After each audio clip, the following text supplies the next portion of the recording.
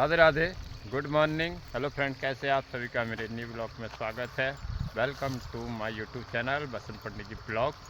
दोस्तों सुबह सुबह घूम रहे और सुबह का सुंदर नज़ारा आपको दिखाते हैं। तो गाइस सुबह सुबह घूम रहे हैं, सुबह का सुंदर नज़ारा आपको दिखाते हैं और देखिए आज के दिन आपको क्या दिखाते हैं, जुड़े रहिए। और दोस्तों अभी मैं घूम रहा था, मेरे दिमाग में एक बात आई, वो मैं बताता हूँ। तो हम हर चीज़ से कुछ ना कुछ सीखते रहते हैं। दोस्तों जैसे जल है, ये निरंतर चलते रहता है और इस जल को पता नहीं इसकी मंजिल कहाँ है। वैसे मनुष्य का जीवन भी है जो कि निरंतर चलते रहता है और उसको भी पता नहीं होता है उसका जीवन कहाँ है। देखिए कितनी गति से ये जल चल रहा है और जल को पता नहीं इसकी मंजिल कहाँ है, वही जीवन भी है। तो आप अपने ढंग से चलते रहिए, मंजिल ऊपर वाले के ऊपर छोड़ दीजिए। यही मैं ब्लॉग में आज बताना चाहता हूँ। घूम फिर के घर को जाते हैं गाइस। तो आज के दिन आपको देखिए आपको क्या दिखाते हैं, जुड़े रहिए गाइस। जब नहा धो के मंदिर के कमरे में आ गए और अब पूजन हो गया।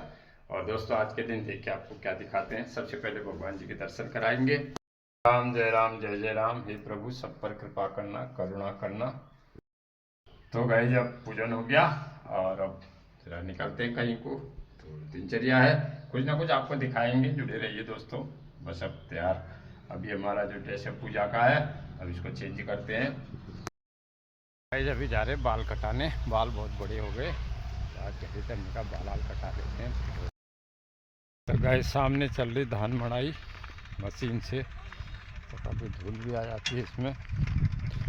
देखिए धान सभी के धान की फसल तैयार हो गई। गाइस आज बन रहे भटके टुक्के,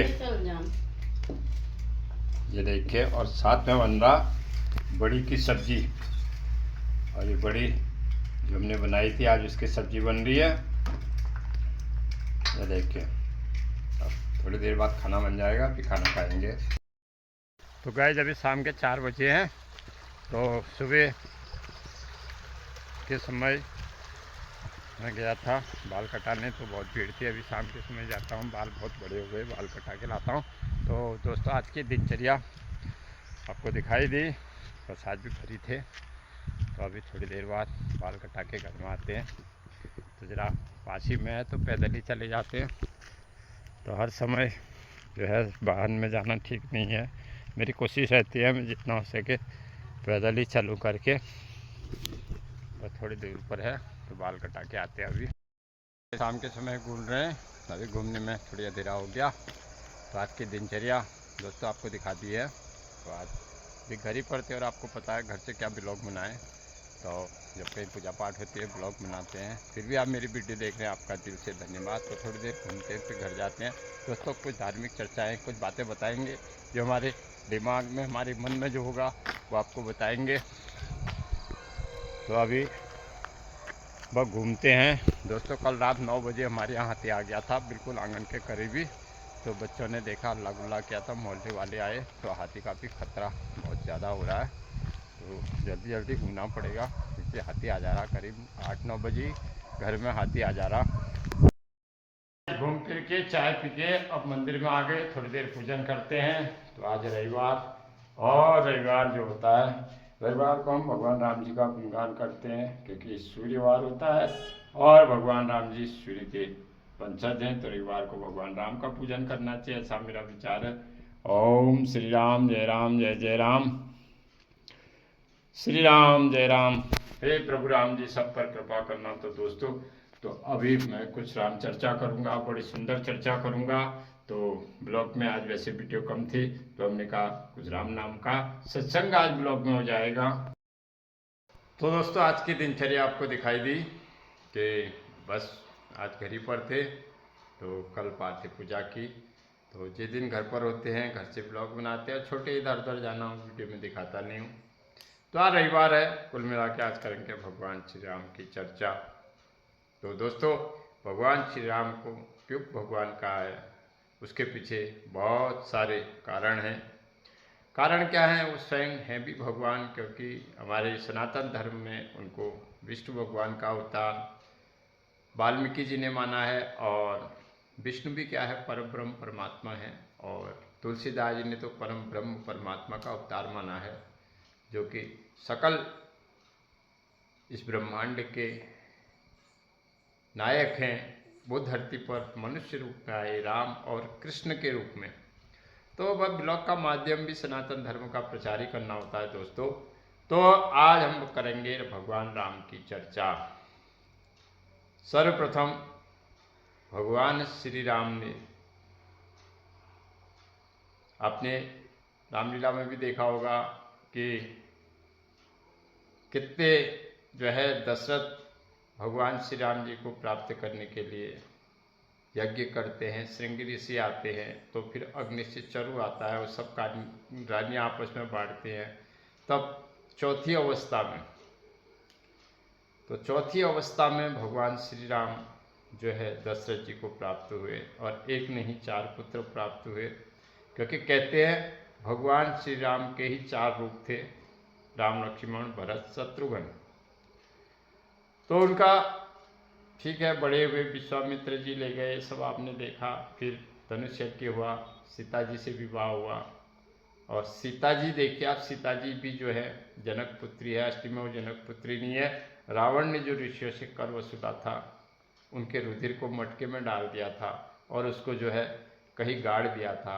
उसी ऋषि मुनियों की रक्त से उत्पन्न माँ सीता भी है, क्योंकि उसको भी माँ लक्ष्मी का अवतार कहा गया है। तो दोस्तों अब यहाँ पर देखिए, जैसे ही केकई ने, अब रामायण तो बहुत बड़ी है, जैसे केकई ने जो है वर मांगे, तो दशरथ जी तो घायल हो गए, तो भगवान श्री राम को वनवास हो गया। तब जब ये बात भगवान श्री राम को पता लगी, न कोई चिंता न कोई शोक, वही मुस्कुराता चेहरा। तो वो केकई से कहते हैं, सुन जननी सोई सुत बड़ भागी। अरे केकई माता, तूने तो हम पर बड़ा उपकार किया, आज अगर मैं वन को जाऊं, इससे अच्छा और सौभाग्य क्या होगा।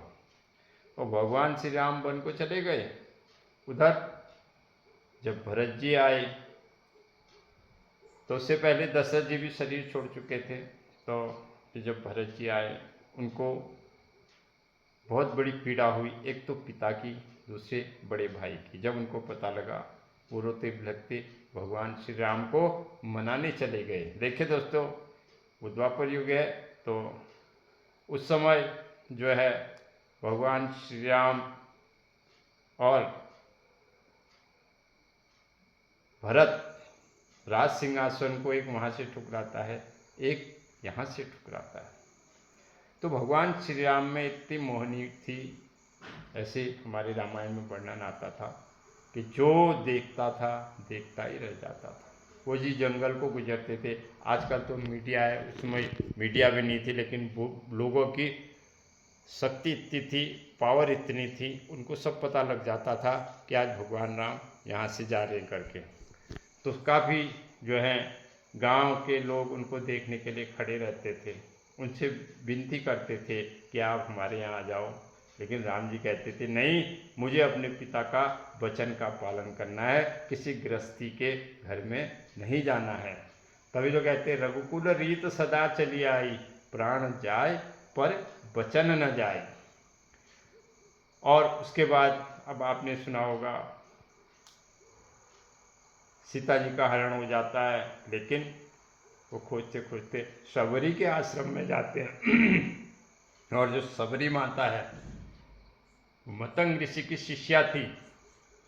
तो सबरी का जब बचपन में विवाह होने लगा, तो विवाह की उसमें जैसे आजकल भी होती पार्टी देते हैं, तो कितनी बकरियों की बलि दी गई। जब सबरी जो थी भगवान की भक्ति थी, उसका हृदय द्रविण हो गया, वो सब कुछ छोड़ के आ गई और वो आई मातंग ऋषि के आश्रम में, और सीधे मातंग ऋषि के पास भी नहीं गई।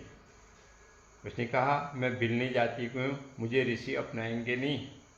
तब उसने, जहाँ ऋषि रोज स्नान करने जाते थे, तो वहाँ पर क्या करती थी, कांटे पत्थर सब साफ कर देती थी। ऋषि ने कहा, ये कौन है, रोज मेरा साफ कौन, रास्ता कौन साफ करता है। एक दिन मैं छुप के देखा, तो उसको देखा, तब उसने अपनी कहानी बताई।